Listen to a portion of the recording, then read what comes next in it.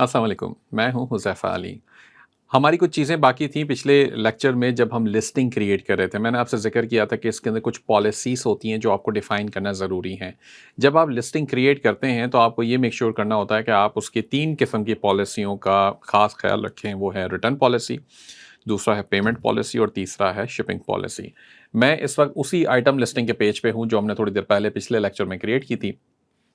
इसके अंदर आपने थोड़ा-सा यहाँ पे देखें स्क्रॉल डाउन करेंगे तो यहाँ पर आ जाएगी। सबसे पहले आ गई है पेमेंट पॉलिसी। पेमेंट पॉलिसी के अंदर बेसिकली आपको ऑप्शंस आते हैं कि आप इसके अंदर कोई किस किस्म की पेमेंट एक्सेप्ट करना चाहते हो। तो मैंने फ़िलहाल एक नई पॉलिसी क्रिएट के ऑप्शन पे क्लिक कर दिया है जिसके अंदर ये हमसे पूछेगा कि पॉलिसी का नाम क्या है, डिस्क्रिप्शन क्या है और ये चेक लगाना बहुत ज़रूरी है, रिक्वायर इमीडिएट पेमेंट, ठीक है? ये चेक ज़रूर लगाइएगा क्योंकि इसकी वजह ये है कि आप ये कह रहे हो कि मैंने इसको फ़ौरन मुझे पेमेंट चाहिए। ईबे बेसिकली अपने उसके सिस्टम के थ्रू ये पेमेंट करेगा। ईबे पेमेंट्स मैं इसका नाम रख देता हूँ अभी के लिए थोड़ी देर के लिए और ऑप्शनल डिस्क्रिप्शन को छोड़ दें। ये ऑफ़लाइन पेमेंट को बंद कर दें मतलब हमें ऑफ़लाइन पेमेंट एक्सेप्ट नहीं करनी है, ठीक है? और सिंपली यहाँ से चेक लगा दें और ये चूँकि इसलिए नहीं करा क्योंकि ये मैंने बना रखी है ऑलरेडी ये वाली पेमेंट ईबे पेमेंट्स की अपनी पॉलिसी है वो बना रखी है तो इस वजह से ये इसे दोबारा नहीं बनाने देगा मुझे ये आ रही है ईबे मैनेज पेमेंट्स। तो ईबे की अपनी मैनेज पेमेंट्स है ईबे इसको आपने हमेशा ज़्यादातर केसेज़ में यही यूज़ करना है आपके पास पेपाल होगा नहीं अगर अगर है तो ठीक है लेकिन अभी फ़िलहाल हम पेपाल यूज़ नहीं कर रहे और ईबे नए में पेपाल वो ऐड करने देता भी नहीं है। तो आपने सेलेक्ट करना है ईबे मैनेज पेमेंट्स और ये पेमेंट पॉलिसी है, ये बड़ी सिंपल सी बात है, इसके अंदर कोई लंबी चौड़ी नहीं है। अब इसके बाद ये इंपॉर्टेंट है, शिपिंग पॉलिसी, ये मल्टीपल बनी हुई है। इसका मकसद क्या होता है, ये मैं आपको बता देता हूँ क्रिएट करके एक और शिपिंग पॉलिसी अगर ये मुझे इसके अंदर बेसिकली होता क्या है कि कुछ चीज़ें हैं जिसका ख्याल रखना है। न्यू शिपिंग पॉलिसी 2024 ये मैं 2024 के लिहाज से फ़िलहाल बना लेता हूँ, डिस्क्रिप्शन डालने की ज़रूरत नहीं है। सेट एज़ डिफ़ॉल्ट कर देंगे तो ज़ाहिर-सी बात है जहाँ पे आपने शिपिंग पॉलिसी सेलेक्ट नहीं की है वहाँ पे यही अप्लाई हो जाएगी।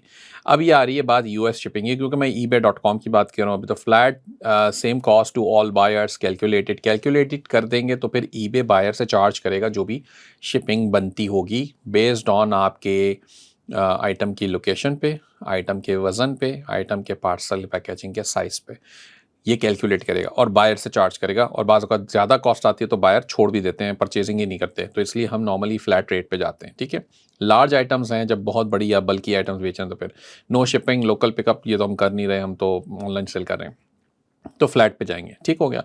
अब इसके बाद आपने सर्विसेज़ देनी है, यहाँ से कोई सी भी सर्विस उठाएँ, कोई फ़र्क नहीं पड़ता। ये ज़रूरी है ख़्याल रखना कि दिन कितने आ रहे हैं उसमें, ठीक है? दिन वाला क्योंकि इसके बिना पे ईबे आपके बायर को एस्टिमेटेड डिलीवरी डेट बता रहा होता है, ठीक है? इसके तो अगर ये लेट्स सपोज़ आप कह रहे हो 1 टू 6 बिज़नेस डेज़ तो बायर को ये कैलकुलेट करके बताएगा कि जी 1 टू 6 बिज़नेस डेज़ कितने बनते हैं उनके ज़िप कोड के हिसाब से और सारी कैलकुलेशन के हिसाब से।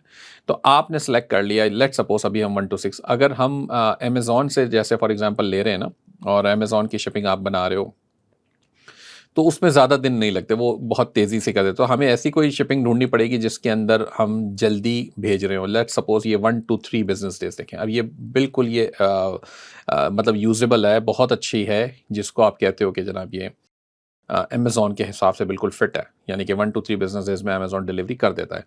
अब आप कहते हो ये शिपिंग फ्री देनी है मैंने, तो फिर आप फ्री पे चेक लगा दें। अगर आपको इसके लिए अलग से चार्ज करना है तो चार्ज करें, नहीं तो फ्री। नॉर्मली हम फ्री देते हैं क्योंकि हम शिपिंग की कॉस्ट अमेज़न से ही फ्री मिल रही है ना, तो शिपिंग दें।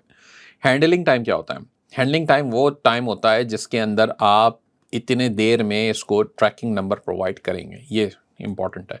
अमेज़न आपको 1 से 2 बिज़नेस डेज़ में ट्रैकिंग नंबर दे नॉर्मली 1 ही दिन में दे देता है, लेकिन सेफ साइड हम 2 दिन रखते हैं क्योंकि अगर लेट हो गए तो फिर आपके लिए नेगेटिव मार्क लगेगा। अच्छा, अब इंटरनेशनल शिपिंग, अब यूएस से बाहर, अमेरिका से बाहर, यूके में इधर-उधर कहीं भी आप कहते हो यार जहाँ मर्ज़ी जहाँ का भी कस्टमर हो मैं उसको शिपिंग दूँगा, कैसे देंगे? क्योंकि आप कहेंगे कि जनाब वो अमेज़न के थ्रू आप करेंगे उसको, तो उसके लिहाज से फिर आपने उसके फ्लैट रेट चार्ज करने हैं, तो आप उसका फ्लैट रेट सेलेक्ट कर लें। अब ये देखें, आ गया यहाँ पे अब शिप टू वर्ल्ड वाइड या चूज़ कस्टम लोकेशन या कनाडा। कस्टम लोकेशन आप सेलेक्ट करें, इसके अंदर ये कहता है जी मैं लेट्स सपोज़ यूनाइटेड किंगडम में शिप करूँगा, मैं फ्रांस में शिप करूँगा, इस सर्विस के थ्रू थ्रू शिप करूँगा, ठीक है? फेडेक्स इंटरनेशनल इकोनॉमी है फॉर एग्ज़ाम्पल और मैं इसके लिए जो भी इसके अंदर आइटम होगी मैं इसके लिए $30-40 एक्स्ट्रा चार्ज करूँगा। इट्स अप टू यू, आप चाहें तो कर सकते हैं, ना चाहें तो छोड़ दें। अच्छा जी, इसके बाद नॉर्मली हम इंटरनेशनल शिपिंग इनेबल नहीं करते हैं अभी फ़िलहाल के लिए, और कैलकुलेटेड के अंदर आप डाल दें इसको तो वो बेसिकली ईबे कैलकुलेट करके बताएगा, और उसके बिहाफ़ पे फिर ईबे बायर को डायरेक्ट चार्ज करेगा। ये अच्छी बात है। इसके अंदर बेसिकली आपके ऊपर फिर वो ज़िम्मेदारियाँ सारी ख़त्म हो जाती हैं, ठीक है? हैंडलिंग कॉस्ट अगर कोई चार्ज करनी है तो करें, वरना $0 डाल दें। तो ये इस तरीके से आपकी शिपिंग पॉलिसी बनती है। शिपिंग पॉलिसी में ख़ास ख़्याल रखें, ये पढ़ा करें। जिस सप्लायर से आप सोर्सिंग कर रहे हैं, लेट्स सपोज़ आप ओवर स्टॉक से बाय कर रहे हैं, अली एक्सप्रेस से कर रहे हैं, तो आपको पता होना चाहिए कि अली एक्सप्रेस कितने दिन में आपको ट्रैकिंग नंबर देगा। नॉर्मली अली एक्सप्रेस 3 से 4 दिन लगा देता है ट्रैकिंग नंबर देने में, तो हैंडलिंग टाइम आपका 2 दिन फिर वहाँ पे एप्लीकेबल नहीं होगा, वो हैंडलिंग टाइम आपको बढ़ाना पड़ेगा। इसी तरीके से ओवर स्टॉक 2 दिन लगा देता है, कभी-कभी 3 भी लगा देता है, तो 3 बिज़नेस डेज़ हैंडलिंग टाइम हो। फिर कितने दिन वो डिलीवरी करेगा ओवर स्टॉक, वो आपको पता होना चाहिए कि टेंटेटिव टाइम हो, उसी हिसाब से आपने ये सेलेक्ट करना है। तो सबकी शिपिंग पॉलिसी आपने अकॉर्डिंगली बनानी है और वही अप्लाई करनी है। यहाँ पे अगर आपने खुदा न खास्ता कोई गड़बड़ की जिसकी वजह से आपकी शिपिंग डिले हो गई, आप ट्रैकिंग नंबर डालने में देर हो गई या डिलीवरी देर से हो गई, तो फिर वो आपके लिए एक नेगेटिव इम्पैक्ट आएगा ईबे के ऊपर। इस चीज़ का आपने बहुत ज़्यादा ख्याल रखना है। अच्छा, इसके बाद है जनाब रिटर्न पॉलिसी। ये देखें, रिटर्न पॉलिसी हमने कर रखा है सेलेक्ट। इसके ऊपर आपने जब क्लिक किया तो ये बेसिकली ओपन भी हो गया। आइटम की लोकेशन यूनाइटेड स्टेट्स है, ये लोकेशन हमने पहले से डाल रखी है। इसके अंदर रिटर्न पॉलिसी आ रही है, देखें नो रिटर्न्स भी है, 30 डेज़ रिटर्न। ये आपके ऊपर है कि आप रिटर्न लेते हो या नहीं लेते। नॉर्मली बायर बगैर रिटर्न पॉलिसी के परचेजिंग नहीं करता है, उसको चाहिए कि जी रिटर्न का ऑप्शन अवेलेबल हो। तो आप यहाँ से सिंपल रिटर्न पॉलिसी क्रिएट कर सकते हो, और इसमें आपने ये बताना होगा कि टेस्ट न्यू रिटर्न, ओके। अब यहाँ देख लें कि जी एक्सेप्ट रिटर्न्स, यस कर दिया मैंने। अलाउड विद इन, यानी कि 30 डेज़ के अंदर अंदर 40 डेज़, 14 या 60 डेज़ का मैक्सिमम टाइम पीरियड है। अगर आप कहते हो जी मैं 14 दिन के अंदर अंदर रिटर्न लूँगा, उसके बाद नहीं लूँगा, तो it's up to you. Return shipping किसने पे करनी है? बायर ने पे करनी है। अगर डैमेज निकला तो पे सेलर ने ही करनी है। इससे यहाँ पे बायर सेलेक्ट करने से भी उसको फ़र्क नहीं पड़ेगा। रिफंड मेथड मनी बैक और रिप्लेसमेंट, ये दोनों आप कर दें जी, हम रिप्लेसमेंट भी कर देंगे और मनी बैक भी कर देंगे, ठीक है। इंटरनेशनल में अब आप करना चाहें तो करें, इंटरनेशनल में भी वो ऑप्शंस हैं, लेकिन नॉर्मली हम इंटरनेशनल में नहीं करते हैं। सेव करें, ये आपकी नई पॉलिसी बन गई। सिंपल सी बात है, रिटर्न पॉलिसी होना लाजमी है। और अगर आपका सप्लायर, जैसे हमने अली एक्सप्रेस की बात की थी, वॉलमार्ट है, ये सब 90 डेज़ तक की भी रिटर्न्स देते हैं। तो 90 डेज़ सेलेक्ट कर लें, बहुत अच्छी बात है। 60 डेज़ तो कर सकते हैं, मैक्सिमम तो 60 डेज़ का टाइम है आपके पास, तो 60 डेज़ की रिटर्न सेलेक्ट कर लें।